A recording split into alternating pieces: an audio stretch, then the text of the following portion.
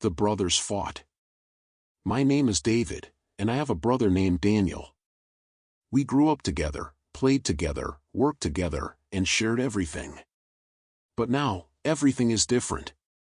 We are no longer brothers, we are enemies. Our father passed away last year. He was old, and his time had come. Before he died, he left us something: his house, his land, and his money. I believed we would share it, that we would remain together, but I was wrong. The day after our father's funeral, we went to the lawyer's office.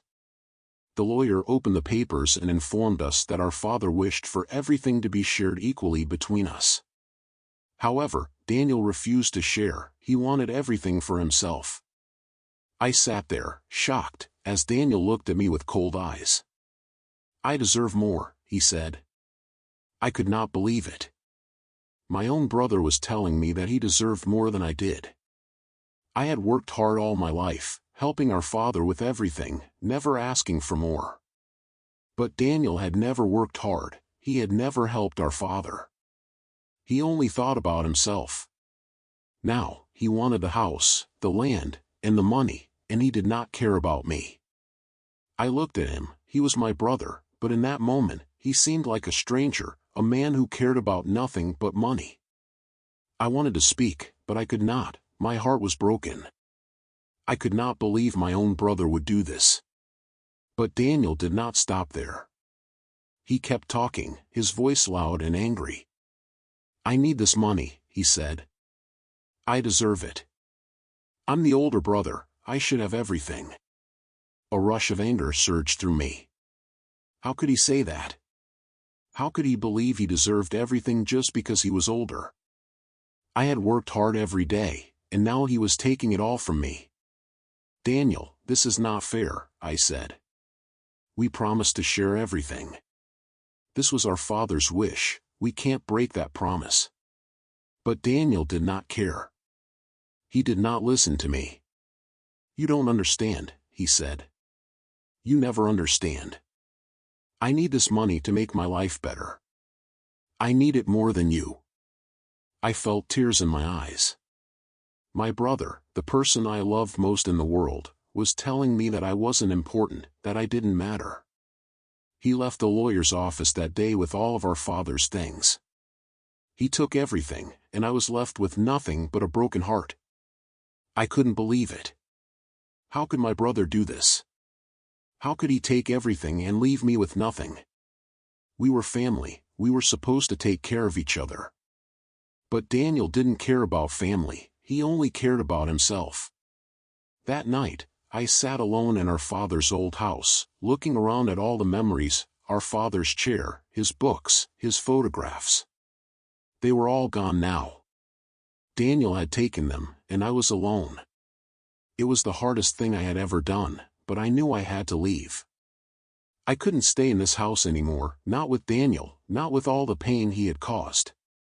I packed my things and walked out the door. But as I left, I looked back. I looked at the house where we grew up.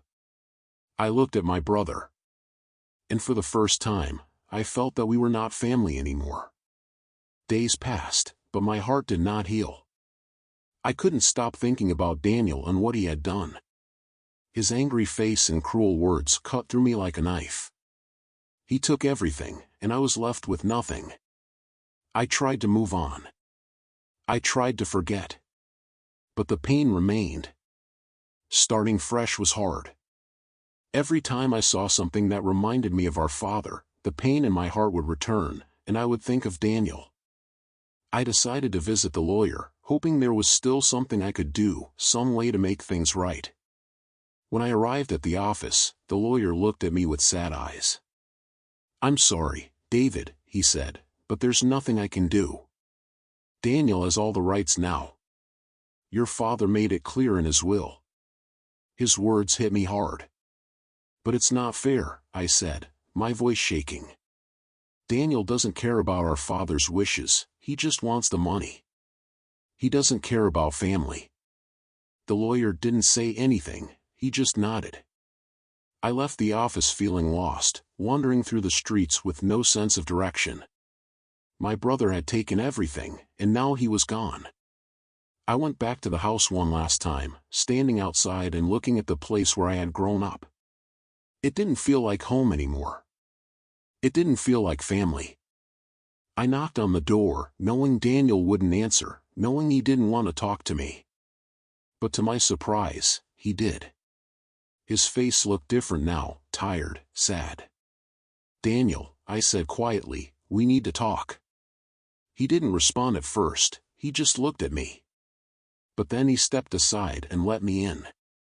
We sat in silence for a long time, neither of us knowing what to say. Finally, Daniel spoke. "I'm sorry, David," he said. "I didn't mean to hurt you. I was angry. I was scared. I thought if I had everything, I would be happy, but I wasn't. I didn't know what to say. I didn't know if I could forgive him." We sat in silence a while longer, but for the first time in weeks, I felt a little peace. Maybe things wouldn't be perfect. Maybe we couldn't fix everything. But at least we were talking again. Maybe, just maybe, we could start to heal. The days after our conversation were quiet. It wasn't easy, and we didn't speak much, but something had changed between us. The anger was gone. The hate had faded. It was as if the wall between us had begun to crumble, piece by piece. Daniel stayed in the house, but he didn't ask for more money, and he didn't bring up the past. I could tell he was struggling with guilt, and I understood, I was struggling, too. One afternoon, I came home and found him sitting at the kitchen table, looking at an old photograph. It was of the two of us when we were children. I didn't say anything at first, I just stood there, watching him. Finally, he looked up at me. "I miss him, David," he said softly. "I miss Dad." I didn't know what to say. Part of me wanted to shout, to remind him of what he had done. But another part of me just felt sadness. We both missed our father. We both felt the empty space he had left behind. "I miss him, too," I said quietly. "I don't know why you did what you did, Daniel, but I know you're hurting." Daniel's eyes filled with tears. "I don't know what happened to me," he whispered. "I just wanted to feel important.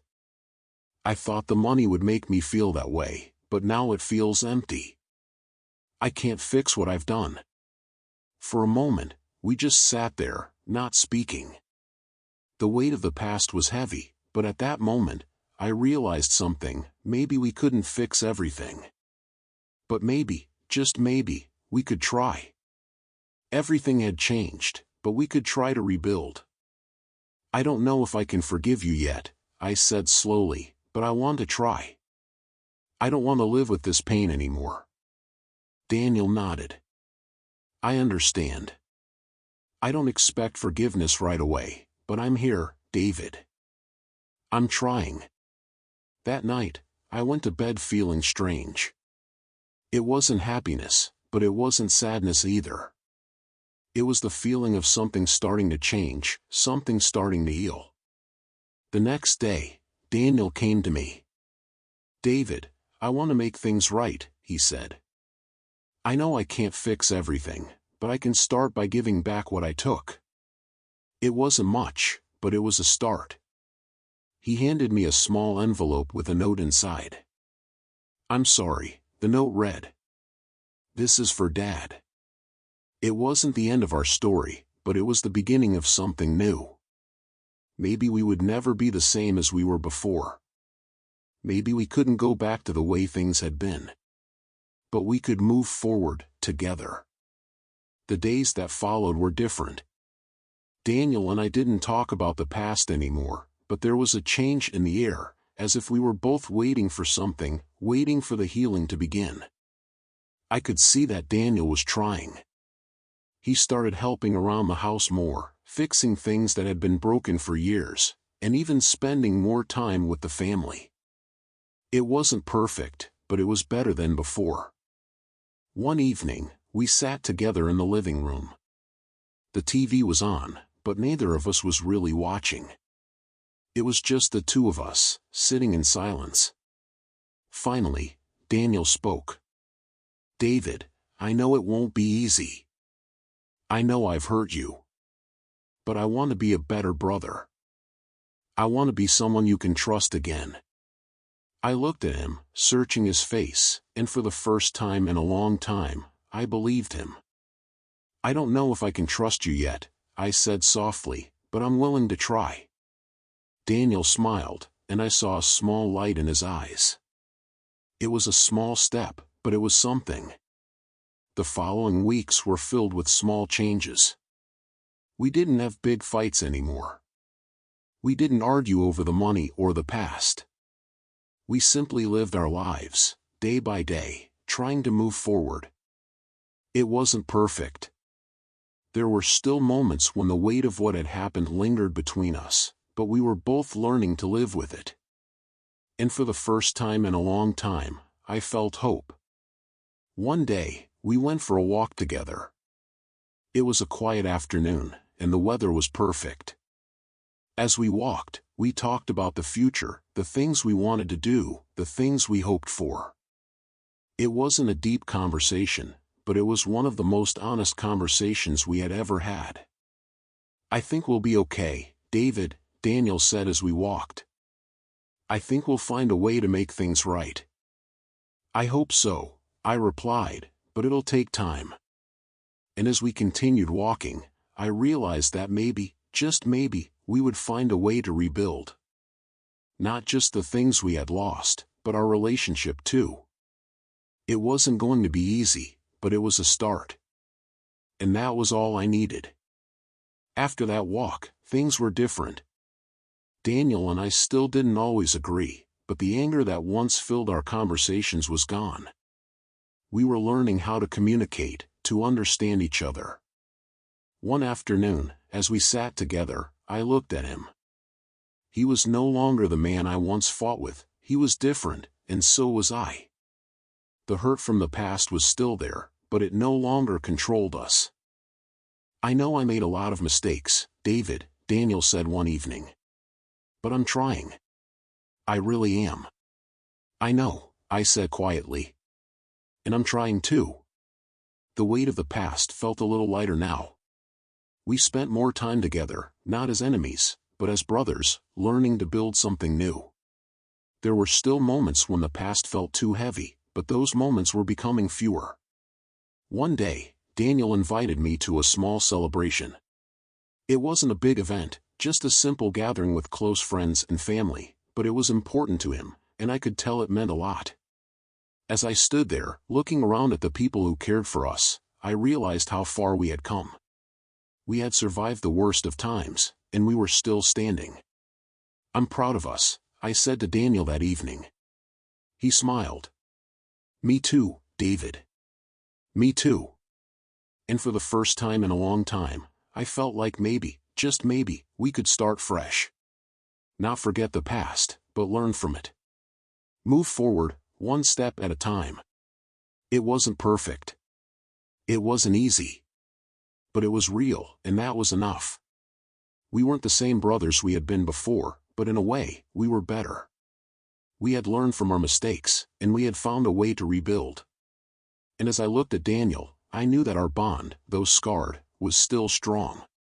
We had made it through the hardest part, and maybe, just maybe, we could both find peace. This was the beginning of something new.